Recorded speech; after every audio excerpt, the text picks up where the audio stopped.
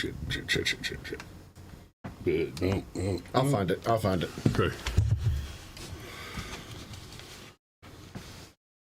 I'll find it. Here. No. No, not even close. Wow.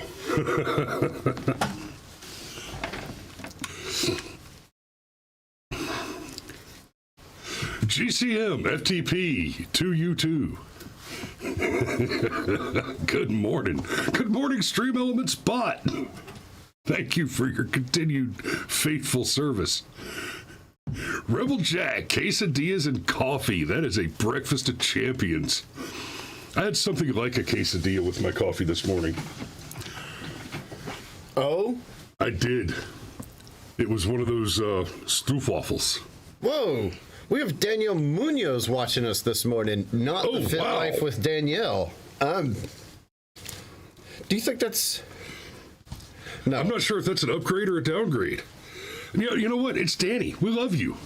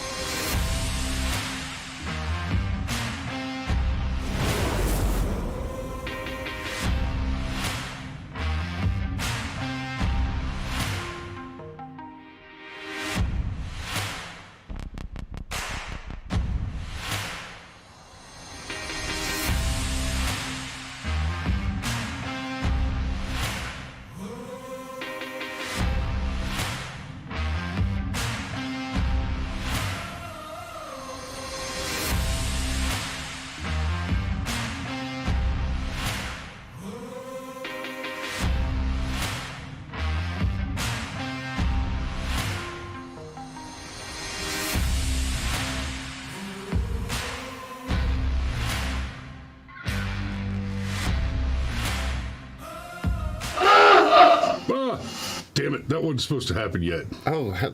We'll get back to that. You should probably... I don't think you can scoot over any further.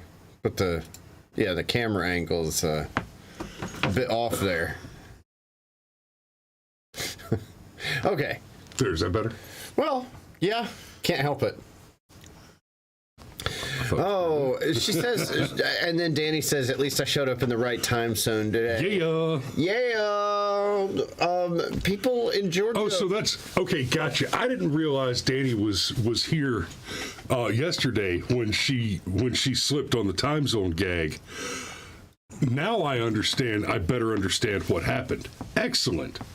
Yeah, and inquiring minds want to know, as in people other than your mother and Alex, when you'll be here, we want to see you and hug your neck. Hey, look, I'm back. Yeah, look what I found. Look, it's just been work. Like I took a small promotion at work, and because it's a thing that people of a certain age and possibly even gender do. When the people you work with go, hey, I need a volunteer to help with a blah. You do. I know a volunteer. I know a guy that would love to volunteer. Yeah. I know a little something about those words. I need a volunteer. So what are we talking about this morning? Well, it's Woke Wednesday, and I almost suggested that we push this off because, brother, I've seen all the episodes that are available, and it only gets worse. I've only watched the first one, and I finished the first episode at about 15 minutes to showtime this morning. And I wasn't going to watch it, but Cameron wanted to talk about it. And to be fair, there are some pieces of it that I already wanted to talk about.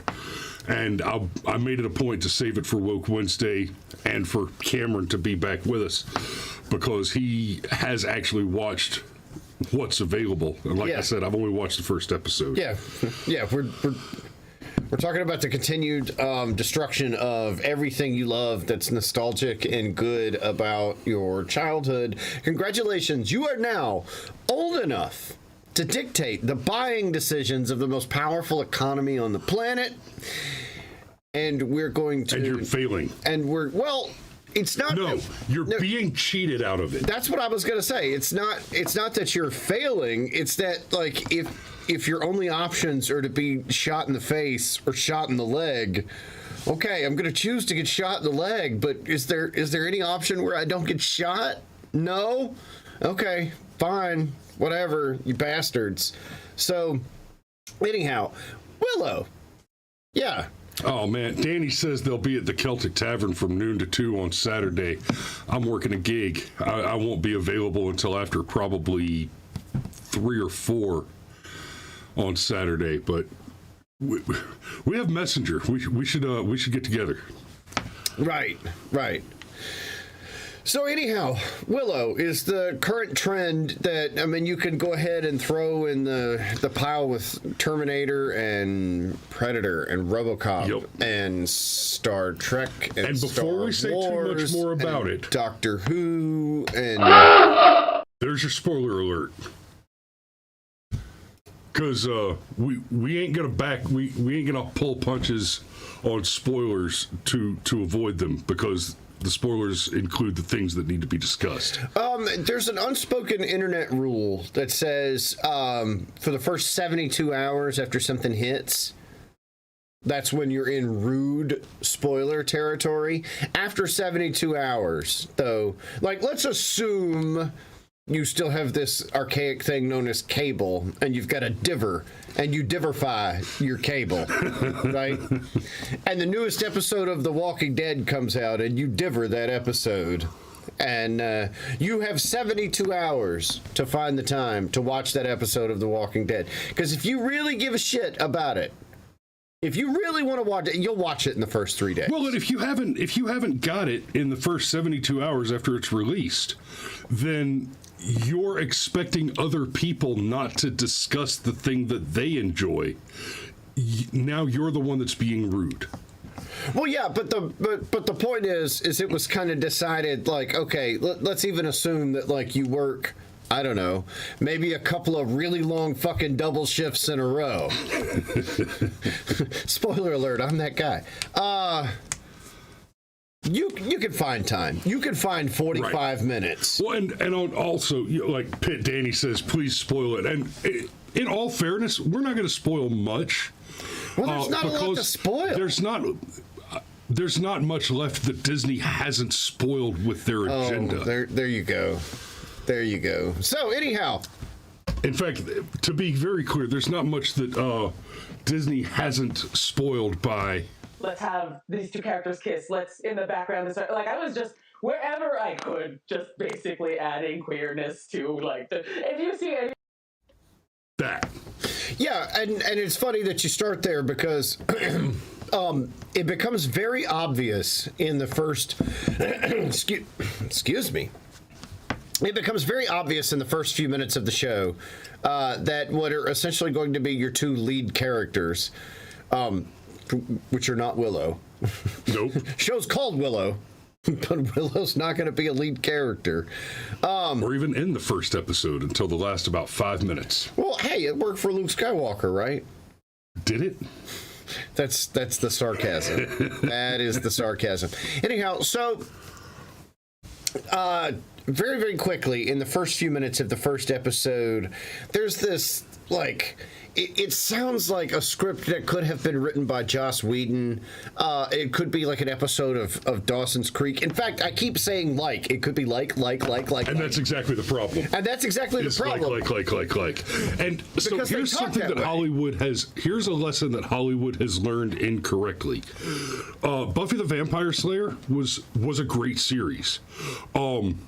And part of what made Buffy charming and interesting is the dialogue in Buffy the Vampire Slayer was intentionally just a little weird, just a little bizarre.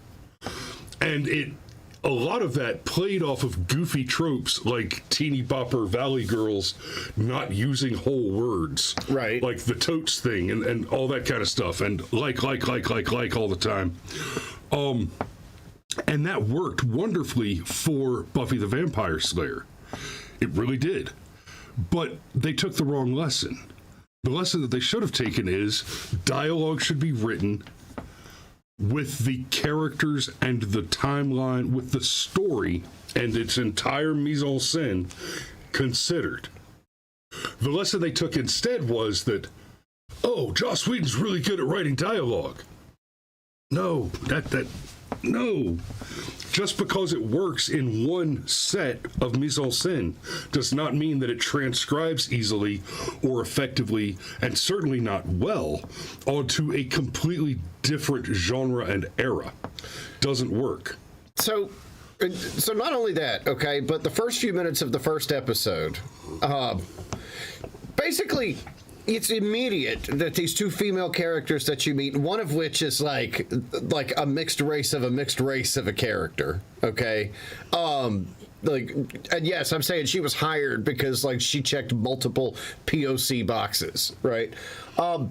It's very obvious that the two of them have at least some kind of quasi-lesbian thing going on. But don't worry, by the 20-minute mark in the first episode, they make it obvious by having them smooch. Well, let's have these two character kiss. Yeah. I was injecting queerness everywhere I could go.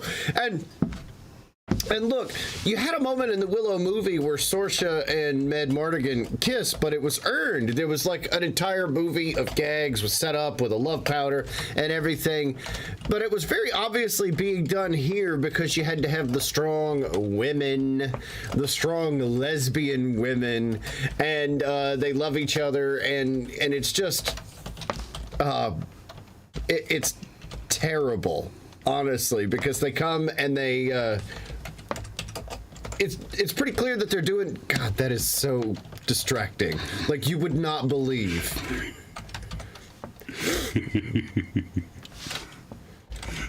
No, God, no, who cares about the typo?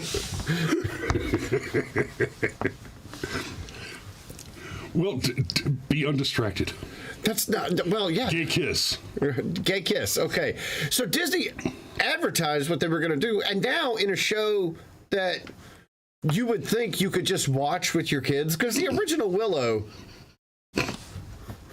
Sorry. Because the original Willow is not...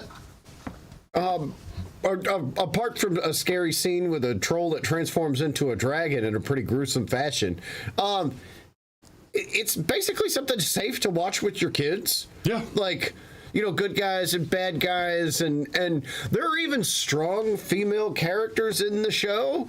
Now, they make it clear that Saoirse has been, like, riding horses and sword fighting her entire life, so right. There's a reason why she can keep up with the boys in that show, right? But no. In fact, she hasn't just been wandering aimlessly through the desert, stealing old technology to resell, and then magically she's a Jedi. And even that could have worked, but whatever. Oh. So it's another thing where they take the property and they use it as a point of message. There's all this anachronistic speech in it. And you would think that if you're familiar with the original Willow movie, that the story kind of like writes itself. We're like, hey, this baby that we saved that was supposed to grow up to be this super powerful sorceress who's going to save the world. Hey, let's do a show where she grows up and becomes a super powerful sorceress and saves the world. And it's sort of kind of what's happening here, except all the male characters are either dirtbags or weaklings, and right. All the female characters are awesome. Except the one old white guy who they kill off as soon as they can. I was getting there. Okay. Oh, yeah, I was getting there. Like, literally, he's in the process of mansplaining how dangerous it is to go beyond the Great Barrier, and an arrow comes flying through him. Which, by the way, proves his point. Because what he's mansplaining, and I'll get to that, to these idiot children is we are in an actual serious life and death type situation. You kids are screwing around and complaining about irrelevant useless nonsense.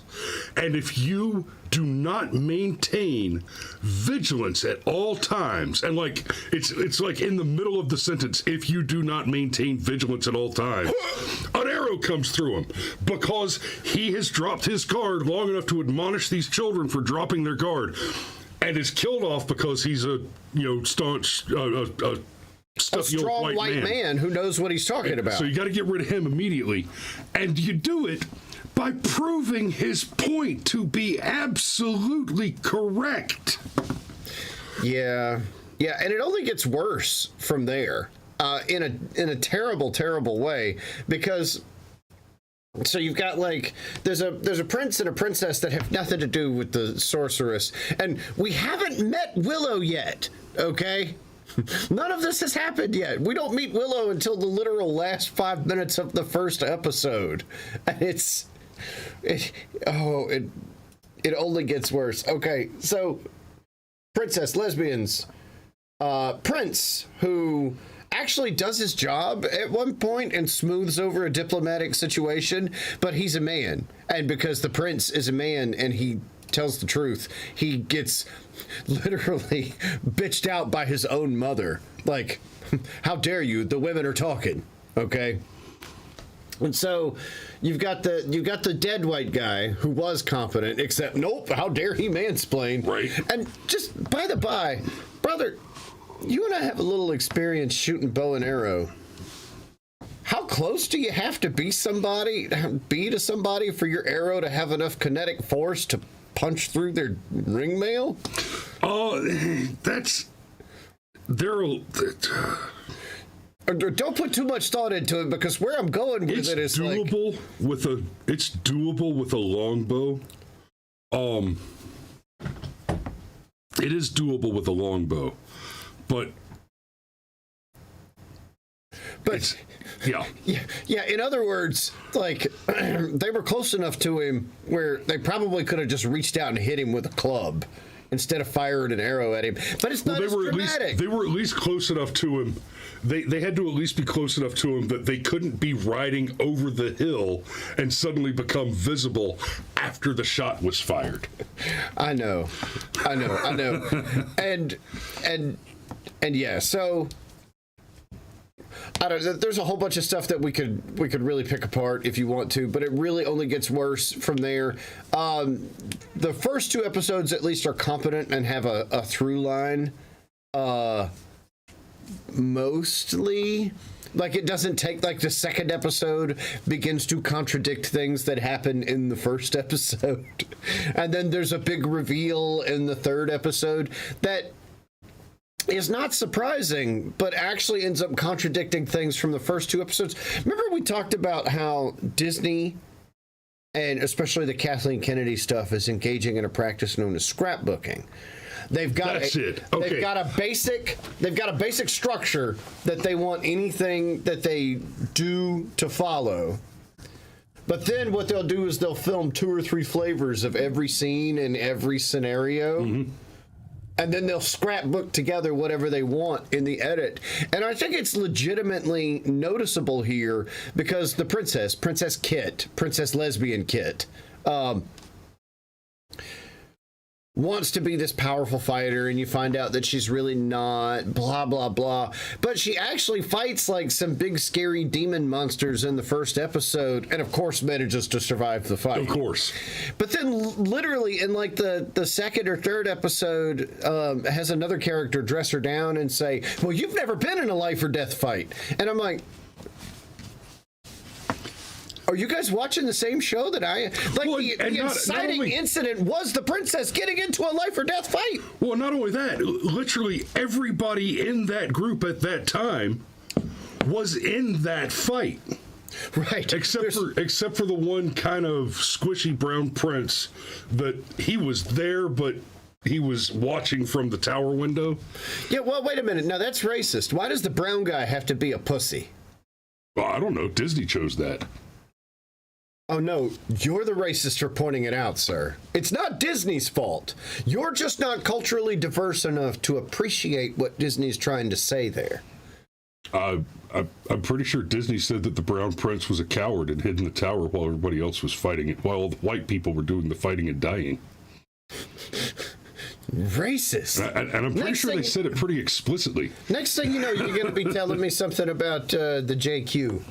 You should just knock all that shit off right there. Isn't that Disney? Woo! Okay. Oh. Boy, we're just riding the guardrails of YouTube strike system. Now, here's the thing that I wanted to talk about the mansplaining thing. That scene that you were talking about. So the one princess is about to be, she's being shoved into an arranged marriage with the Brown Prince, and she's not happy about it. And she makes a lot of lofty declarations about being able to do what you want to do and love the person you want to love, and of course we know that it's because she's actually in love with this other woman. I guess it was a blow against hate. And so she pitches a temper tantrum at this big formal ball in front of the arranged betrothed and his family. Oh yeah, this is where the prince smooths everything over. Right. And storms off, and then she's getting dressed down by her mother over making a scene, and that's when the other prince comes in and says, "Hey, I talked to the people who matter. I talked to his dad. I talked to him. He's actually a pretty nice guy if you get to know him, but everything's cool." Smoothed out, and that's when Mama she snaps his head off. She stops dressing down the idiot princess. Well, the women that just were made talking. an ass of herself, and she turns to snap the prince's head off. Basically stay in your lane, go bang bar wenches, and Don't threaten me with a good time. right.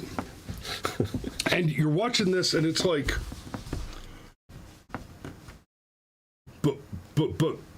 but he's right. He's not the one that took a shit on the party. He's not the one that ran out there and had a drunken temper tantrum and insulted the guests. Which, by the way, we're not talking about some little nobody doing an arranged marriage because they're worried about whether or not their kid will ever meet a person. We're talking about kingdoms doing arranged marriages for important political reasons. Now, whether or not that is correct to do, the fact of the matter is that her pitching a temper tantrum like that, like, this is the shit that wars happen over. And the prince comes in and says, I talked to everybody. Oh, it's cool. I fixed it. How dare you? So here's the thing about woman-splaining, right? We talked about it with the She-Hulk episode. You hear about it all the time, but you only hear about it from certain people, right? She-Hulk says, I'm tired of having my job explained to me by stupid, incompetent men. And I'm like, no, hold on a minute. All the men who do the same job that you do are stupid and incompetent? Yeah, all the other men who have a Juris Doctorate are stupid. And the statement that you made was all the other male lawyers are stupid and incompetent and try to tell me to do my job. Sweetheart, there is a common denominator here. Maybe it's you. So think about the catcalling thing. We hear these lunchbox with blood-type pudding, chunky blue-haired feminazis bitch and whine about getting catcalled all the time. Bullshit. Nobody is catcalling you. The kind of women that you would expect to be catcalled often don't complain about being catcalled all the time. That's because it's not happening. The women that you hear bitching about mansplaining, what they call mansplaining, are a certain type of women. They're the type of women who are constantly woman-stupiding. They're these fifth-wave, hyper-woke, leftist, Biden-voting, Warnock-supporting feminazis And the reason that they're constantly being mansplained is because they screw up a lot. Because the psychopathy and ineptitude of their woke ideology informs their entire worldview to include their ability to make decisions about things with consequences. We're talking about people who are so inured in their psychotic cult that it affects their ability to deal with spatial reasoning and basic physics. When you hear somebody complain about mansplaining, you can be assured that they are woman stupiding. Yeah, almost to the point. And St. Michael earlier up said, look, I know St. Michael. No, I was there. I remember her running the fire, almost running the fire truck off the road. And my man, that had nothing to do with incompetence. That chick was as competent as they come. She knew exactly how long that skirt needed to be, and she had that red hair. Look. It was Okay. Gentlemen, she was so effectively distracting that Dad had to point out that the fire truck almost ran off the road in front of us. Right. I missed that part of it. Okay. So St. Michael says earlier up in the thread that it's a shame that they're using this to basically shit all over Warwick Davis's legacy. And here's the thing, okay? They are trying to shit on these legacies, and I'm going to tie this back into what Chris just said, okay? There is a thing among men, and it's a thing that all men, well, most men, I dare say we're moving into an age where the younger of us don't understand this. But let's give it a cutoff at about 35 years old. Men exercise a degree of caution when they interact with other men. And it's not out of fear, it's out of an inherent respect. Because men understand that the potential consequences to this interaction is physical violence, okay? Now, when you've got a princess... including death. Yeah, when you've got a princess that's going to do things like potentially cause a war between two kingdoms... That is woman stupiding of the highest order. Women have no problem talking all that trash. Because who is it that gets drafted? Well, it's not women, it's men. And yes, I know that we haven't actually exercised the draft in this country in about 50 years. Still had to sign up for it, okay? Yep. And it is the woman stupiding thing that happened in this episode. Basically, because of Princess Kit's fifis, and that's what it was, her fifis. She did something stupid. She did something immeasurably. With a big red reset button.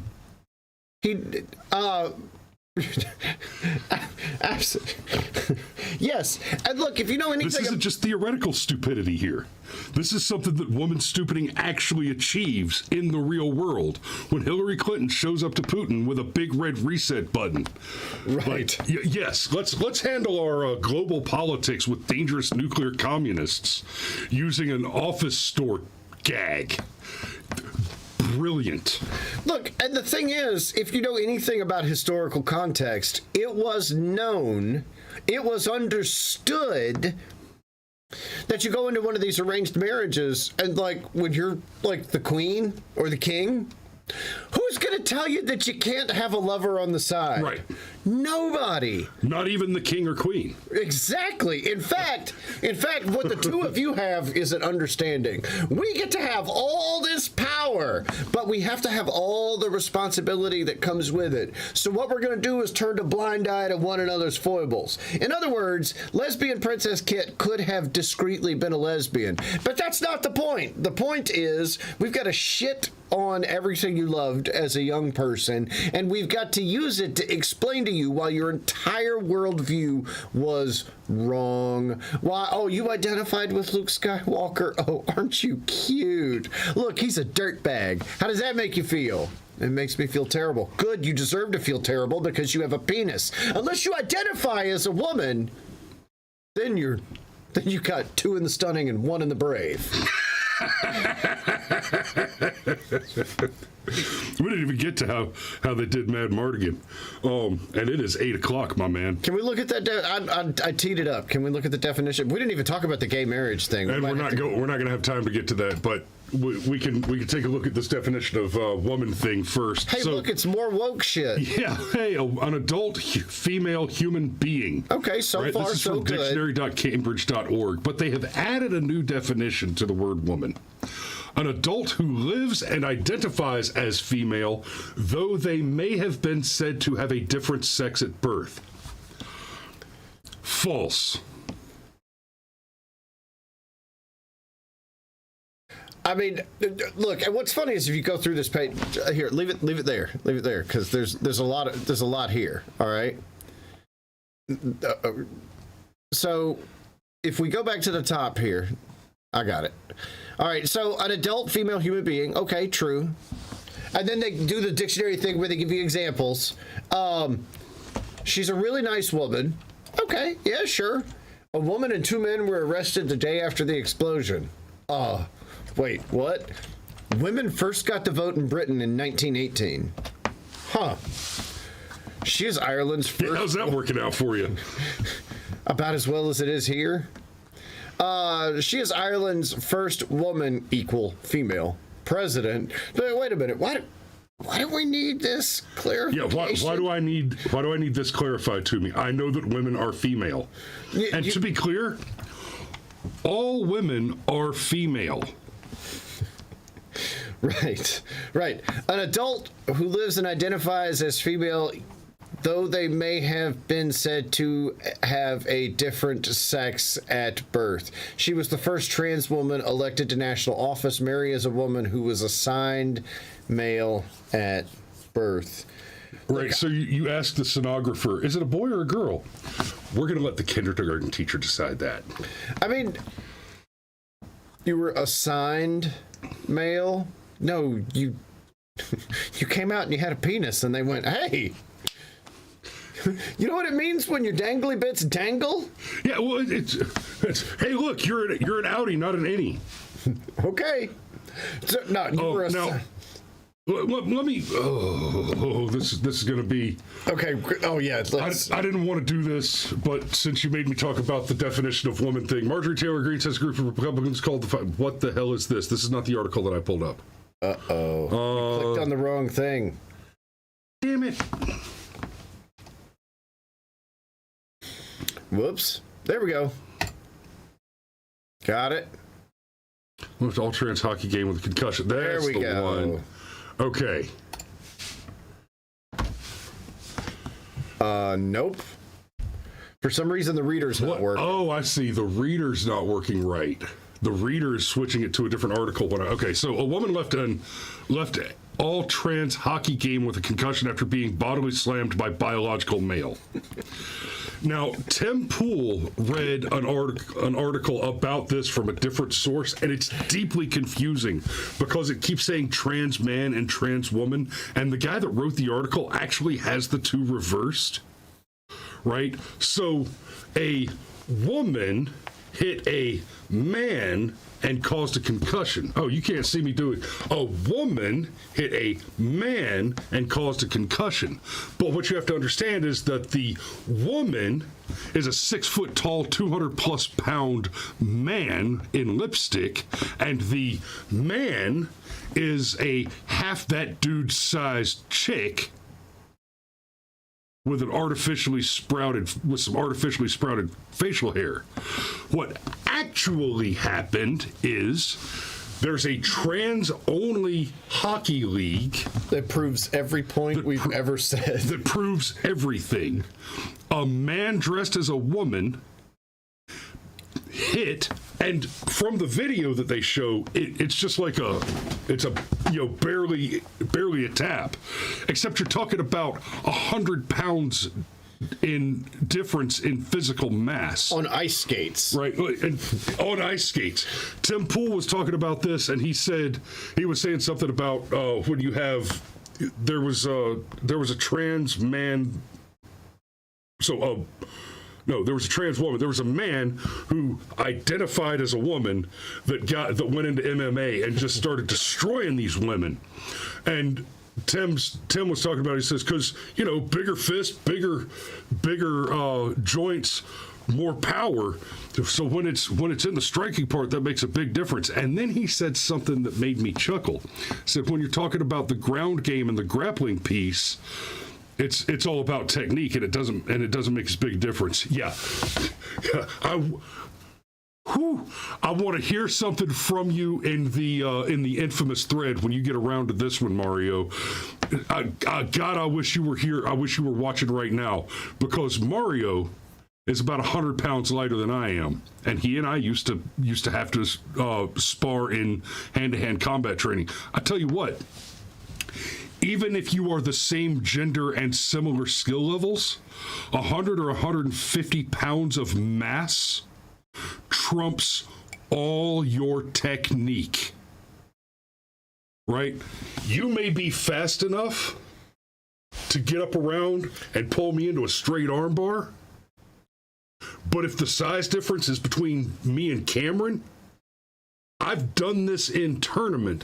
I will just stand up with you like this and just start bouncing your head against the ground because you don't weigh enough to slow me down. Conversely, if I roll over on top of you and there's 150 pounds of difference, you're there. That's where you're going to be. I did that in one tournament, and the guy that was laying on the ground being crushed by my enormity said, "You're just fucking with me, aren't you?" And I said, yeah, I am. Because size matters. And one of the principal differences between men and women, on average, is absolutely the size of them. Dave says if you're carrying an extra lesbian around on your body, it matters. That's pretty good. And then Alex from the TPS report says, I want to watch that, which I think is funny. And then they're doing it right. They have a trans league. Yeah, I'm confused as to how they found enough people that wanted to play. Yeah.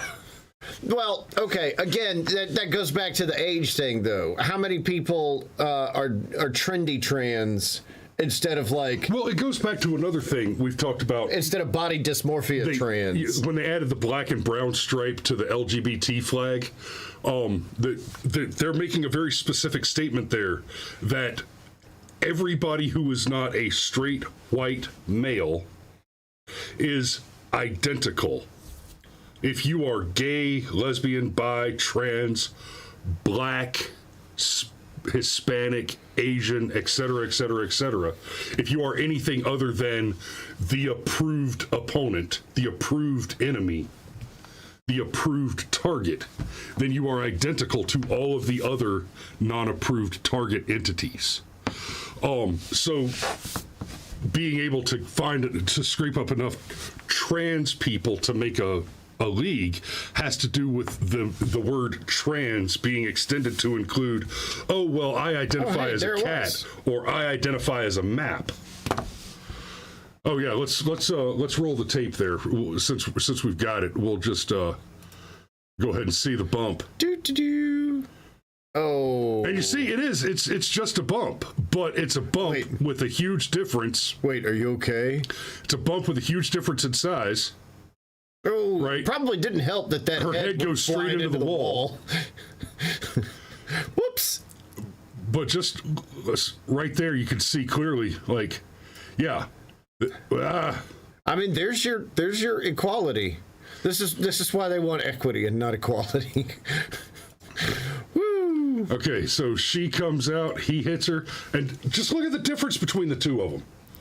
He is twice her size. That weight makes a damn difference. All right, it is 10 minutes after. We need to wrap this up. Yeah, we do, because I have a thing I have to do at 8:30 actually. So. Oh, do you? Okay. Yes, indeed. Y'all be safe. Wednesday. Happy to be back. And we'll see you tomorrow. Merry Christmas.